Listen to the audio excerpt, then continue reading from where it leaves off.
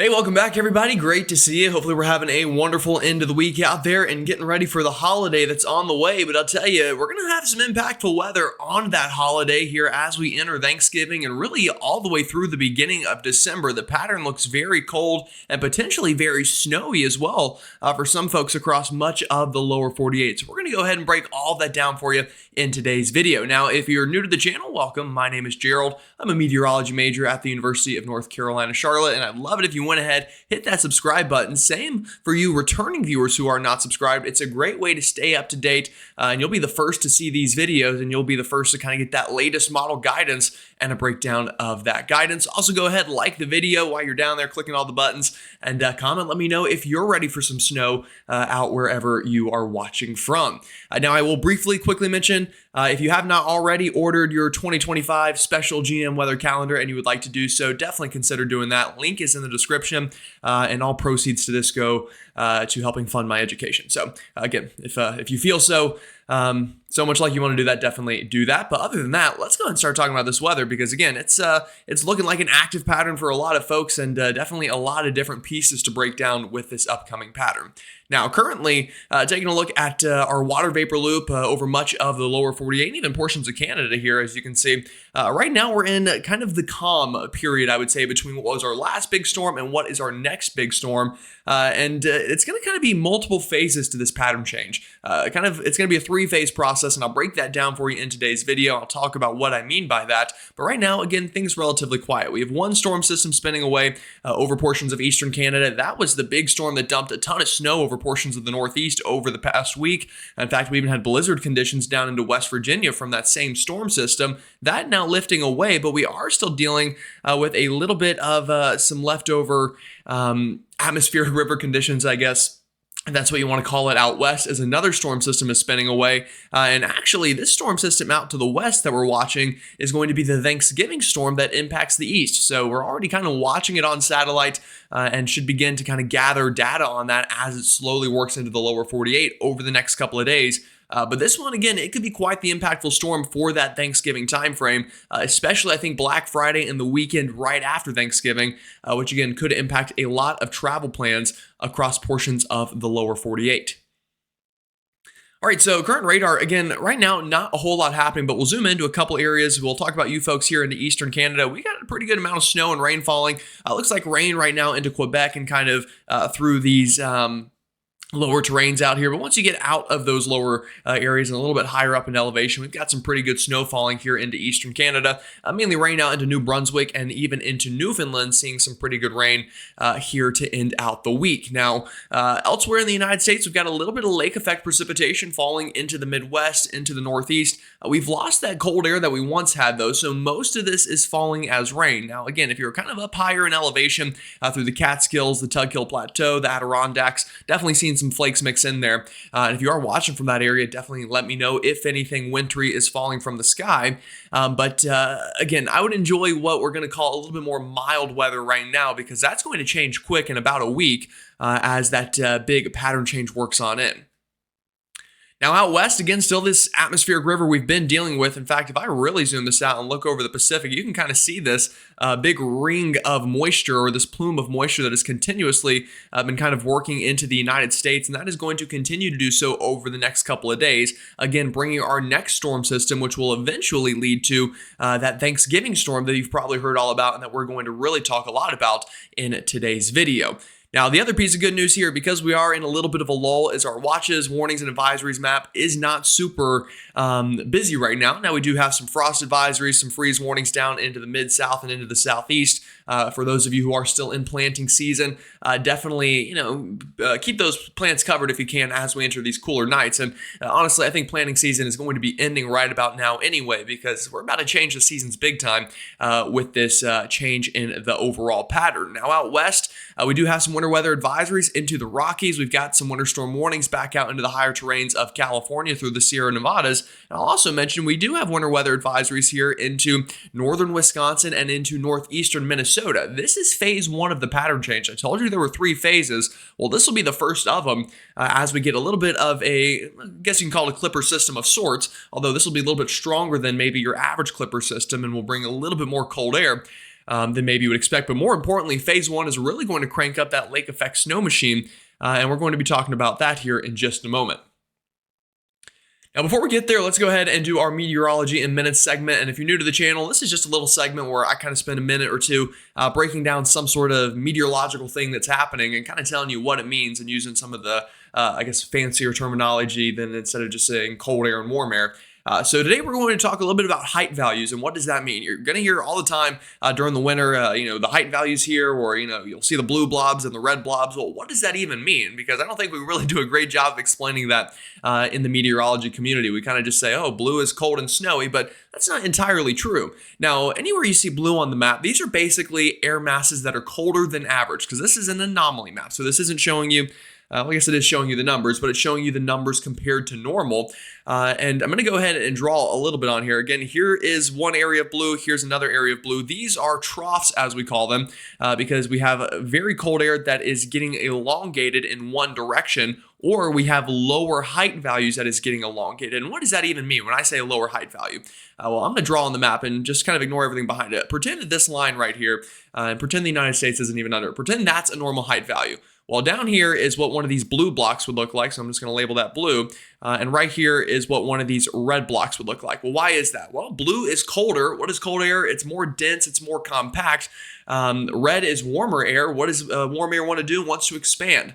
So basically, the blue, why they're lower heights, is the air is just more compact. And same thing for the red. The reason they're bigger heights is it's warmer air and it wants to expand. So that's going to be pretty key here in the forecast over the next little bit as we break down this pattern change. And taking a look at these height maps are going to be a pretty important tool to use. Now, I'm going to stay on this map for a second and give you a quick overview of this pattern change and why we think it's going to happen the way it is. Well, what we're expecting here over the next little bit through the next couple of days is strong ridging or strong pockets of warm air here over Alaska and even over Greenland. And what that often does is creates a bit of a void in between over Canada and the United States. And you'll get these pockets of Arctic air. You'll see the cold trapped up into the north will kind of break off and move south into the United States and into Canada as well. And again, that kind of is what's going to start this very cold pattern. We also call this the Siberian Express because a lot of this cold air is really actually starting over in Siberia. Imagine that as a freezer, and then you open the freezer door and all the cold air comes out. Well, it's going to come this way towards us into the United States. Now, like I said, this is going to happen in phases. So let's go ahead and break down phase one really quickly. This is this afternoon on the jet stream chart. Not a lot happening, but I want you to notice this little piece right here. That's our first little pocket of cold air that's going to swing on through. This is phase one. Going to start here where it's at into southern Canada, kind of through the prairies, then swing on through the Great Lakes and into the northeastern United States through the next couple of days. You'll notice that gets on through here. That's going to bring a shot of cold air right before Thanksgiving, and more importantly, I say more importantly, the shot of cold air is probably the important part for the pattern, but it will also crank up the lake effect snow machine right before Thanksgiving for some folks. And we'll take a look at that here as we kind of zoom things in. We'll start in the east and we'll work out west. So this afternoon today, again, a little bit of lake effect precipitation up into the northeast. Higher terrains could see snow. Elsewhere, probably going to just be rain. But that's going to continue to linger around. You'll notice that hangs around through this afternoon. Other than that, things remain quiet in the east. Now, we get this into overnight tonight. Here comes that storm system. That pocket of cold air is going to fire off some low pressure. Here's some snow breaking out into the northern plains from the Dakotas back into Minnesota. Here is our storm system beginning to deepen and develop. This is overnight tonight. By the time we're waking up for your Monday morning, we've got a pretty good band of snow working through northern Wisconsin, the UP of Michigan, eastern and northern Minnesota. And then our front swinging on down. You can find it easily here. It's embedded in this surface trough. That's where all fronts lie, or in troughs. And then here's even our warm front. But this is going to continue to work east throughout the United States through Monday afternoon. Snow continuing to fall. The storm pulling north a little bit. But then behind it, again, front moves through, crosses the country by Tuesday evening here. You'll notice that lake effect precipitation beginning to pick up. We've got snow falling in the UP, the northern mitten of Michigan, into the Adirondacks, the Tug Hill Plateau, even around the Finger Lakes, seeing some of that lake effect precipitation. And high pressure works in behind it. And again, this high pressure going to supply some cooler air for a lot of folks and going to, again, limit that warm up that maybe we're starting to see right now. Now, in terms of snowfall that we're going to see out of this, what is that going to look like? Well, this is a 72-hour snowfall from Thanksgiving morning, basically really early in the morning, the second the clock changes to a 72-hour period beforehand. So really now through Thanksgiving, we'll say. You notice we'll have some areas that get some pretty good snow up here into Minnesota, northern Wisconsin. Again, probably 1 to 3 inches out of the storm. And then the lake effect on the backside here through the UP, we've got a mean of 5 to 8 inches here through portions of the UP, the northern Mint, another bullseye there you'll see. With about 5 inches showing up on the mean snowfall, and then out here into the upstate areas of New York, into again, the Adirondacks there, that lake effect coming off of Lake Ontario could dump a good couple of inches of snow for you folks as well and kind of cover the ground white just in time for Thanksgiving. Now, that's the eastern United States. What's happening out west? Well, again, our storm that's going to impact the east for Thanksgiving itself, phase 2 of the pattern change, as I'm calling it, is starting out here. So already today, again, heavy mountain snow through the Rockies, heavy coastal rain. That continues through this afternoon, through this evening. By the time we're waking up Monday, more of the same, just kind of battering the coast here with some rainfall, some mountain snow further inland, and that continues. But by the time we get into we'll say overnight Monday into Tuesday morning, our energy associated with this storm begins to work inland. And this is when we're going to start to be able to really sample this data a little bit better. And again, this is the start of that Thanksgiving storm that could maybe turn into a pretty impactful storm for the east. Again, this is Tuesday morning. You'll notice we're really picking up on that snowfall even further inland from the coastline here through Utah, Nevada, the mountains of Colorado. They're picking up on some pretty heavy snow.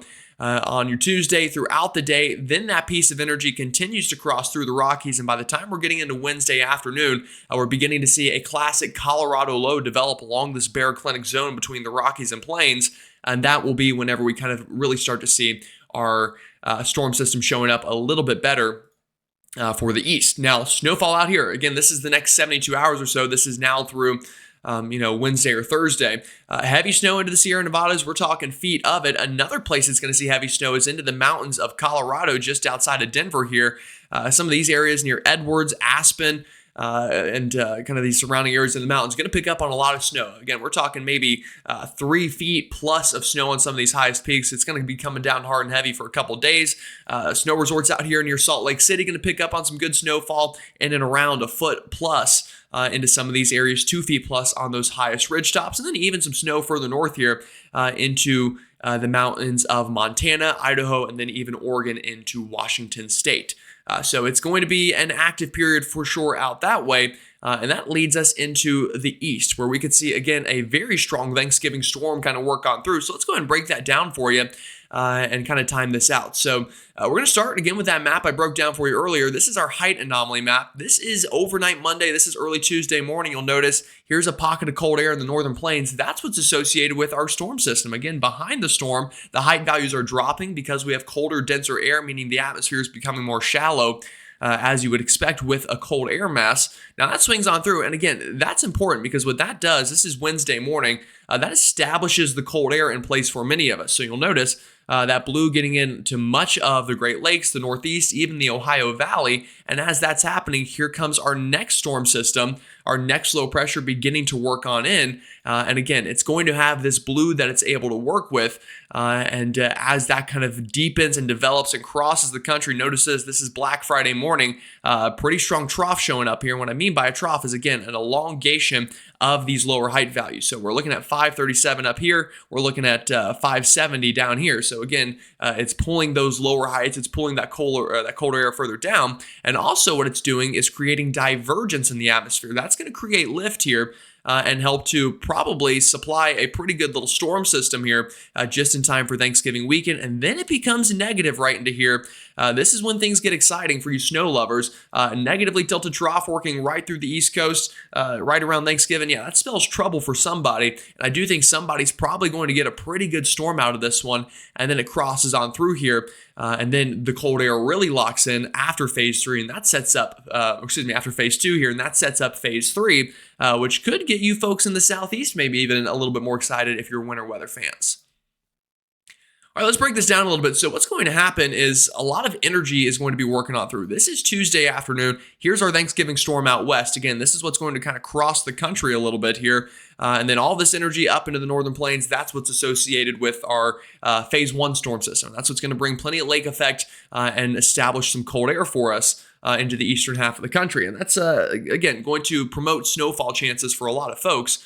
So here we go. We'll move this into Wednesday afternoon. There's our piece of energy into the west. Let's go ahead and get this into Thanksgiving afternoon. So this is what it's looking like. Here's our subtropical jet stream. This is where you see all this energy to the south. This is our polar jet stream, where you're seeing all this energy to the north. Now, how these two interact over the next week or two is going to be very important for the forecast, but notice again, a piece of energy getting amplified a little bit here with Thanksgiving afternoon, low pressure likely to develop. And then what happens is it begins to spin quicker and quicker until eventually it begins to turn negative. And that's what happens by Black Friday afternoon. Again, we started with kind of a positively tilted piece of energy. That tells me it's in the beginning stages. Then by Black Friday, it's becoming neutrally tilted. That tells me it's strengthening.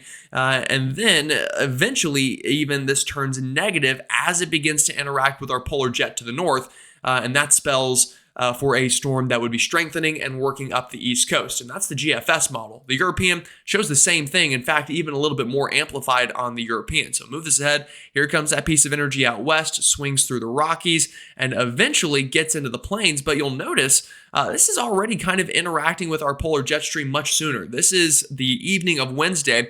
Here's our polar jet, our subtropical jets a little bit further north here, and they're already kind of getting tangled up, meaning that cold air is beginning to advect around whatever low pressure is forming, and we're likely to see a storm get a little bit stronger, a little bit quicker.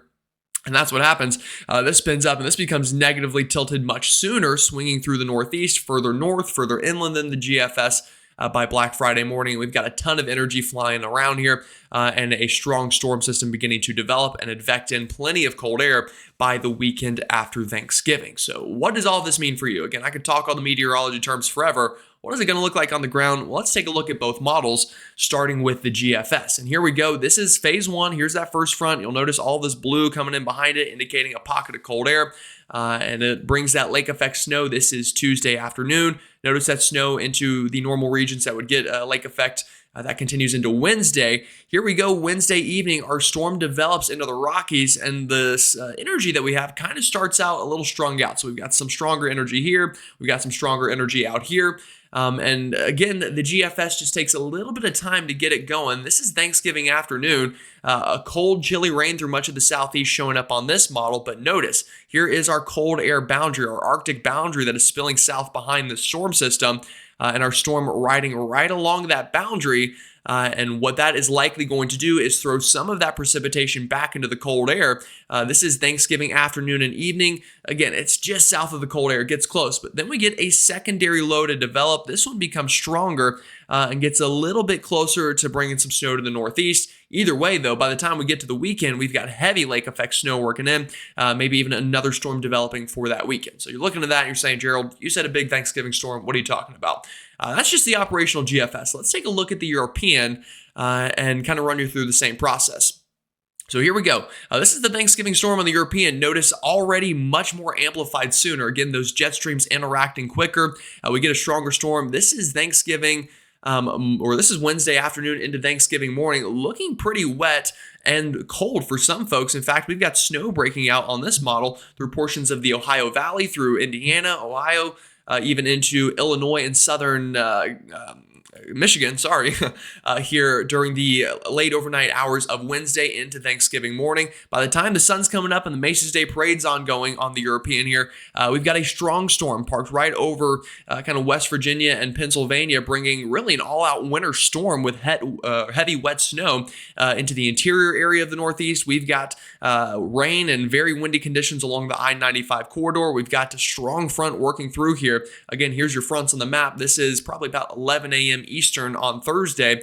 And I'll tell you, this has trended quicker. This looked like more of a Friday storm a day or two ago. Now looking at it, this is Thanksgiving right on the day of. And this is just an all-out winter storm in the Northeast, folks, on Thanksgiving Day into the interior Northeast. Now, it looks like rain on the I-95 corridor on this model run.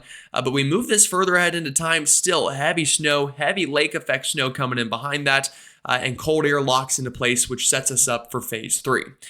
Now, what gives? Why are the models so different? Well, we're still a little bit of ways away, so we're going to see some disagreement. But I'll tell you, if we look at the ensembles are, I would say, pretty confident we're going to get a pretty strong storm. This is the European ensembles. Again, this is about midnight, we'll say, Wednesday going into Thursday.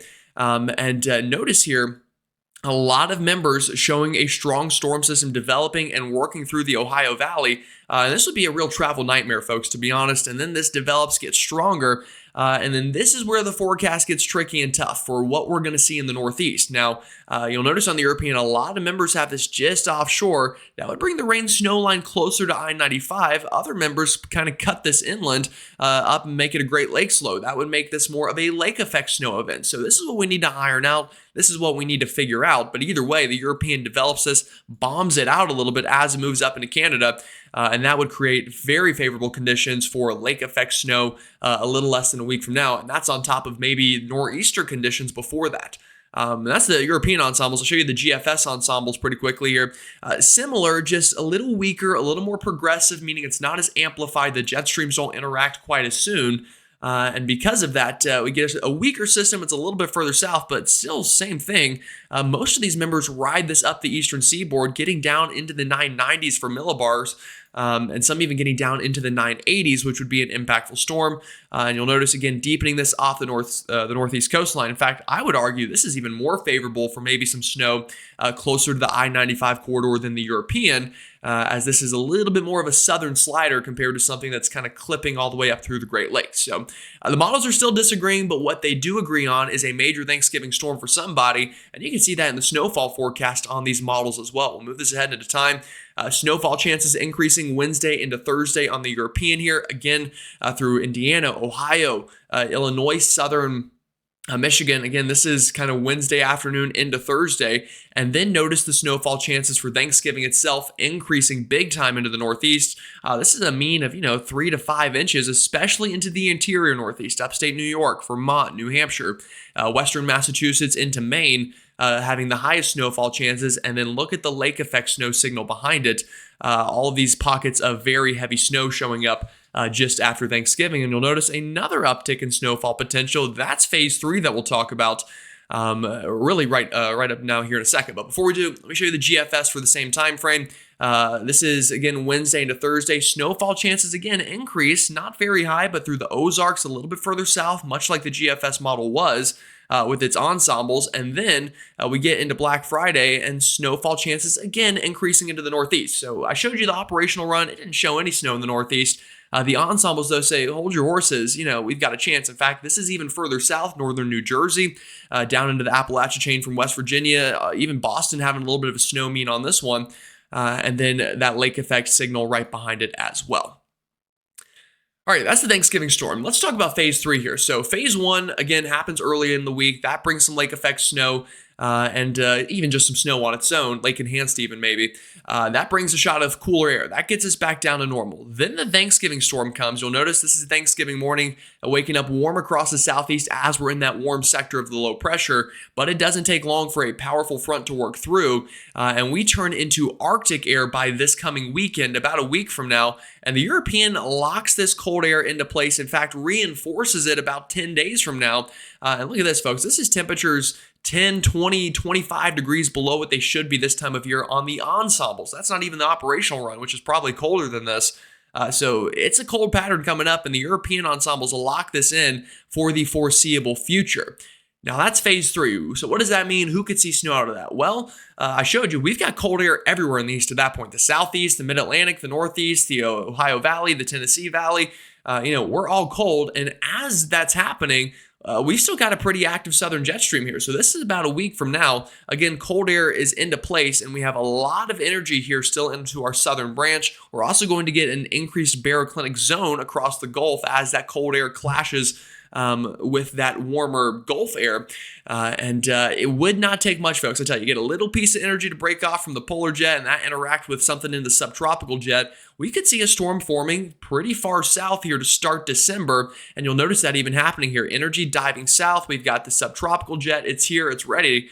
It's just, can we link these two up and get something going? Now, right now, the models have been kind of suppressed with the look, meaning it's almost kind of too cold for snow. You hear that sometimes, just meaning that our Arctic air mass is dipping so far south that maybe we struggle to get a storm to form. But this is the latest European. Here we go. This is a week from right now. You'll notice we do have, again, rain showing up into the Gulf here, the low pressure trying to organize as we have this big block of cold air to the north. So if we can get these two to link up, folks further in the south even could see some snow. And I'll even show you kind of how that would work on the European. Let me refresh the page here. Again, kind of back to where we started. That's the Thanksgiving storm. Here comes that potential storm trying to get going. The energy just doesn't quite line up, and the upper level dynamics don't support cyclogenesis. But then we go further ahead into time, and we do get one that tries to form here on the European. And check this out. Again, this is well out into time, but you get the idea of what happens. Cold air locked into place. Our southern jet stream, our subtropical jet remaining active. Can we get some kind of snow in the southeast finally?